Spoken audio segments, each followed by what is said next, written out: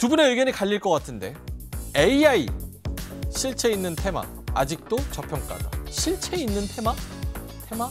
섹터? 모르겠습니다. 많은 분들이 지금 테마와 섹터와 이거를 뭘로 갈라치기를 해야 되냐 답답함을 많이 느끼십니다. 여기 또 PB 팀장님 나와 계시니까 한번 여쭤볼게요.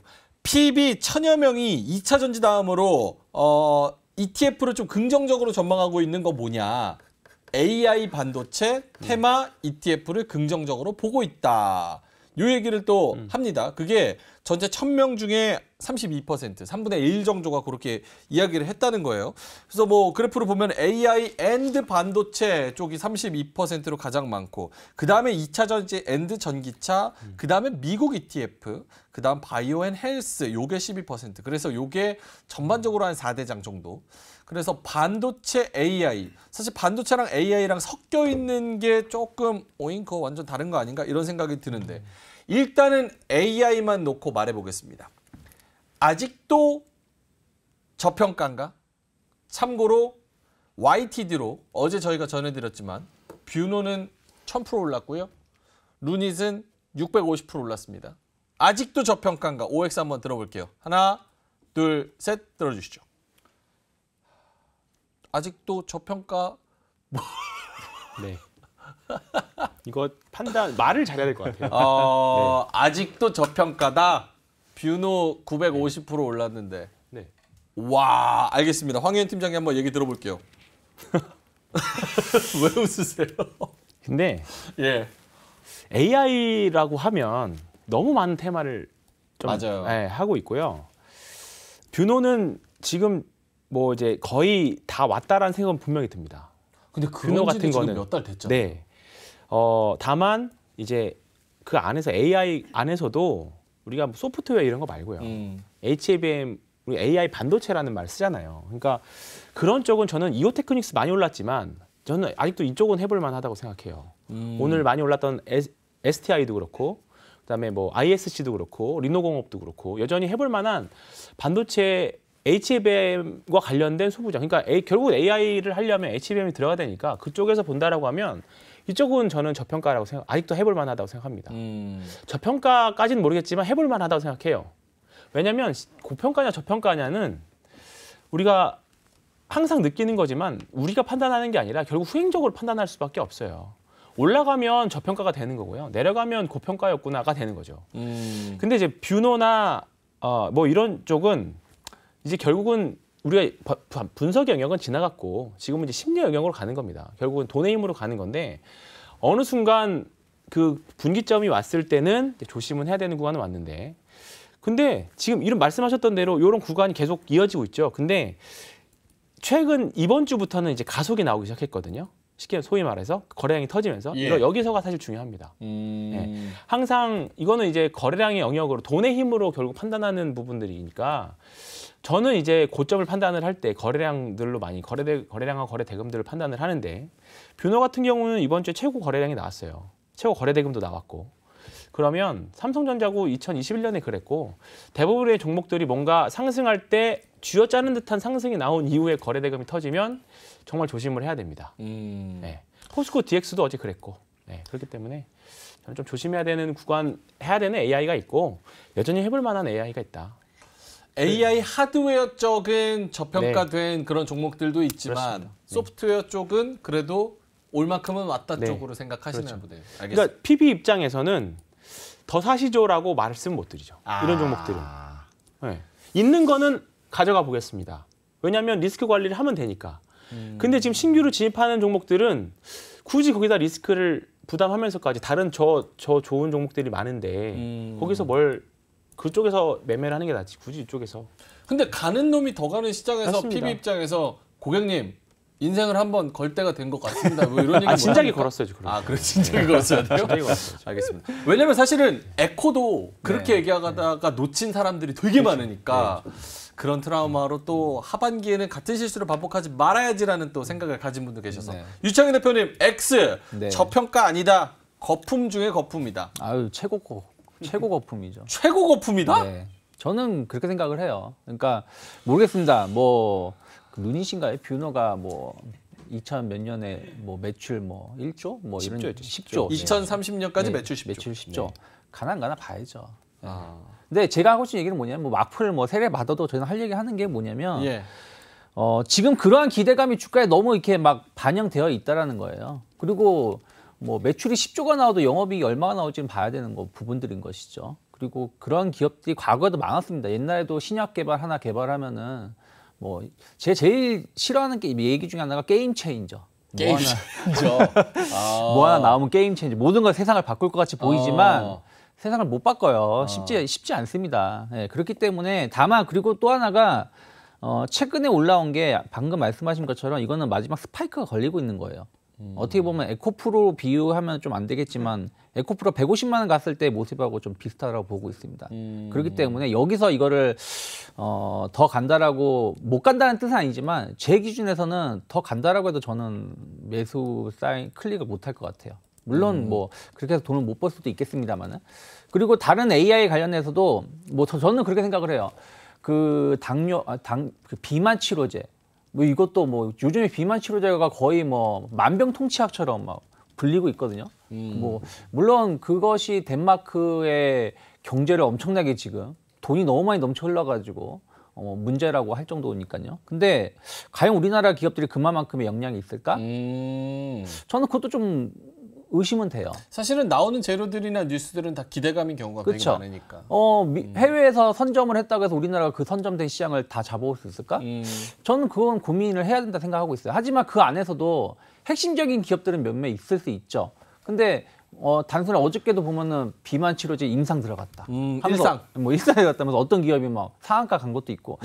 이거는 좀 저는 거의 광풍의 끝자락에 오고 있는 상황이다 생각을 좀 하고 있어요. 그래서 AI가 싼 섹터도 있습니다. 방금 말씀하신 것처럼 반도체라든지 여전히 뭐 AI에 대한 어떤 기대감들이 있는 거 많은데 어느 순간 조금 이제 너무 뉴스에 의해서 움직인다. 예를 들어서 뭐 마음 AI 같은 경우 그 회사 이전했나요? 이전했는데 뭐 그 대기업 관계자가 왔다고 해서 이틀 동안 급등하거나 이런 부분들은 솔직히 조금은 실체가 없는 부분들이 있는 거거든요, 사실은. 그래도 뭐 가는 건 할 말이 없지만 그래서 저는 지금 AI는 비싼 건 맞다. 하지만 그 안에서 뭐 매매를 하겠다라면 뭐 일부 뭐 반도체라든지 또 뭐 일부 소프트웨어 뭐 할 수는 있겠지만 조금은 조심스러운 구간에 온 건 맞지 않나 판단하고 있습니다. 근데 루닛이나 뷰노는 굳이 장점을 찾아보자면 저는 이제 2023년에서는 뭐 고평가, 고밸류 네. 뭐 이런 거는 마음에서 좀 지우기로 했습니다. 그건 맞아요. 트렌드가 아니니까 네, 그건 맞습니다. 의미가 없는 것 같아요. 근데 그런 뭐 루닛이나 뷰노 같은 애들은 헬스케어도 엮여 있고 AI에도 엮여 있으니까 그리고 그런 실제로 성장주에 관련된 뭐 미국에서도 뉴스 나오고 이러니까 바이오가 한 번 갈 때 또 한 번 가지 않을까? 그래서 좀 아직은 모멘텀이 남아있지 않나? 이런 생각도 좀 들기는 하거든요. 어떻게 동의하세요? 지금 바이오가 가더라도 AI가 붙여야지 가죠. 그렇죠. AI 안 붙이면 못 가죠. 네. 근데 저는 야 그렇게 AI가 쉽게 갈 거라 AI가 그렇게 쉽게 적용된다고? 전 그런 것도 생각을 해봐야 된다고 생각하고 있어요. 그러니까 지금 테마 자체가 붙어서 가는 부분들에 대해서 따라가는 건 가능하지만 중요한 거는 언제든지 도망갈 준비를 하셔라. 단순하게 이거 오늘 조정받았으니까 내일 더 사면 되겠지. 그러니까 그러기에는 조금 마지노선을 넘었지 않나 판단하고 있습니다. 요거 한번 여쭤볼게요. AI 사실은 뭐 아까 HBM도 말씀을 해주셨지만 전반적인 느낌을 말씀해 주시면 돼요. AI 요게 테마입니까 섹터입니까? 테마가 X, 섹터가 O. O는 섹터, 테마는 X. 지금 상황에서 AI라는 이 키워드 그리고 주식시장에서 움직이는 그런 종목들 요거 테마성입니까? 아니면 확실히 섹터로 봐야 됩니까? 자, 섹터는 O, 테마는 X. 네. 테마나 저는 테마나 섹터나 뭐예요 다 이거? O. O, 섹터. 네, 테마나 오케이. 섹터나. 섹터다? 네. AI 섹터다? 근데 이게 너무 이제 광범위하잖아요. 근데 좀 질문이 좀 별로입니다. 네. 질문이 좀 이상해. 질문 별로래요. 아, 그 왜 섹터라고 보시는 건지 그 O를 들어준 그 마음, 그것만 한번 들어보면 좋을 것 같은데, 황현 팀장님. 결과론적으로는 섹터가 될 겁니다. 왜냐하면 어떤 하나의 테마들은 어떤 하나의 재료, 뭐 소위 말하는 주가를 움직이는 모멘텀들은 허구맹랑한 것에서 나오지는 않습니다. 뭐 물론 과거에 우리나라 증시가 선진화되지 지금보다 더 덜 성숙했을 때 그 당시만 해도 뭐 유전개발 테마, 그다음에 뭐 보물선 테마, 뭐 이런 진짜 허무맹랑한 테마들도 많이 있었거든요. 제가 대학생 때 우리나라 진짜 소기업들이 막 유전 개발한다고 막 그걸 따냈다고. 뭐 또 광고 개발한다고 뭐 그런 따냈다고. 그다음에 뭐 서해에서 뭐 보물선을 캐내는 뭐 그런 테마도 되게 허무맹랑한 것들이 많았습니다. 그때만 해도. 근데 그 이제 2010년 이후에는 제 생각으로는 뭔가 하나의 섹터들이 뭔가 테마가 나오면 그게 현실화되는 데까지 시간이 좀 걸려요. 많이 걸리죠. 네.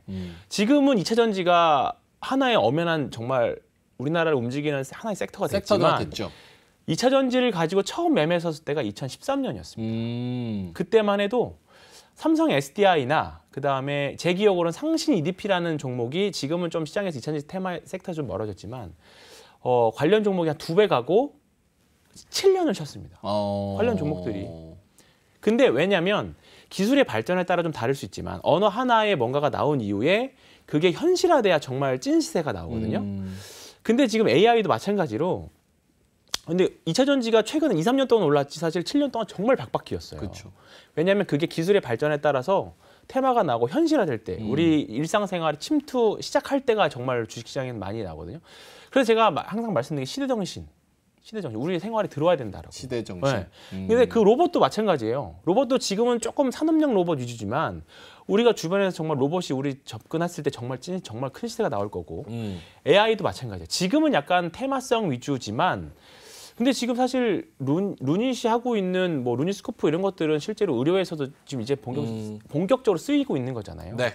AI도 마찬가지고. 그러니까 그런 부분들이 현실화될 때는 정말 섹터가 되지 않을까 생각이 듭니다. 그러니까 지금은 테마성이 짙지만 방향성과 결국의 결과론으로 우리가 상상할 수 있는 부분은 AI가 섹터가 될 가능성이 높다. 유창희님. 그러니까 이게 뭐 섹터 테마가 말씀하신 것처럼 구분을 저는 뭐 다 똑같게 보는데 중요한 건 이거예요. 반도체만 보더라도 뭐 HBM이 있고 DDR5가 있고 뭐 기판이 있고 많죠. 구분되어 있잖아요. 근데 이 반도체가 오늘 반도체 섹터가 올랐습니다 하는데 반도체 다 오른 게 아니거든요. HBM만 오르는 기업도 오른 날이 있고 뭐 DDR5가 오른 날이 있고 또 어떤 날 삼성향 기업만 오른 날이 있고 이게 다 달라요.